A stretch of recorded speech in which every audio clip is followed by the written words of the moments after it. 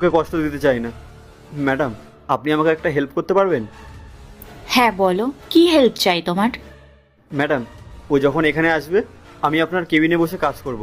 আর ও আসলে বলবেন যে আমি এখানকার বস, তাহলে ও জানতেও পারবে না যে আমি এখানে সিকিউরিটি গার্ডে চাকরি করি। প্লিজ ম্যাডাম, আপনি আমাকে একটু সাহায্য করুন। আচ্ছা ঠিক আছে, কিন্তু এই জামা কাপড় পরে? না না ম্যাডাম, আমি বাড়ি থেকে জামা প্যান্ট নিয়ে এসেছি। ঠিক আছে, তাহলে তুমি চেঞ্জ করে আমার কেবিনে চলে আসো। Thank you madam.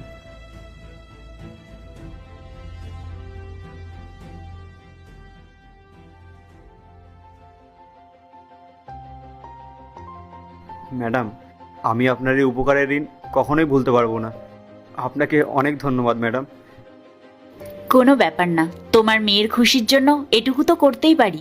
বাবা। মা, তুই চলে এসেছিস?